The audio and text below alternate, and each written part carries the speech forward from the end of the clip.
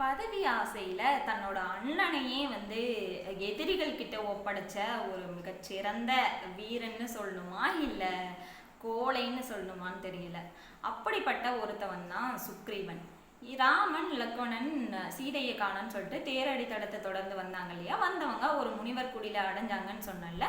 அந்த முனிவர் ராவணன் தான் சீதையை தூக்கிட்டு போனான்னு சொன்ன கையோட வாலியோட கதையையும் சொல்றான். வாலி அங்க இருக்கக்கூடிய ஒரு நாட்டை ஆண்டுட்டு வர சிற்றரசன்.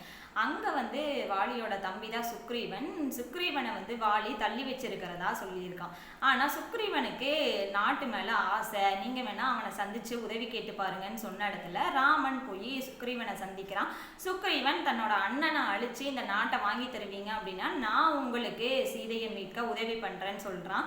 அதே மாதிரி ராமன் கூட சேர்ந்து பின்னாடி இருந்து ராமன் அம்பு எய்ய வாலி முதுகுல அம்பை வாங்கிட்டு உயிரை விடுறான்.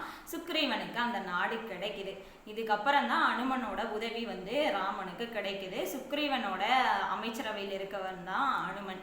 இப்படிதான் சுக்ரீவன் தன்னோட அண்ணனையே கோழையா பின்னாடியிலிருந்து ஒரு எதிரி மூலமா அம்பெய்து கொண்டு அந்த நாட்டையே வாங்கியிருக்கு.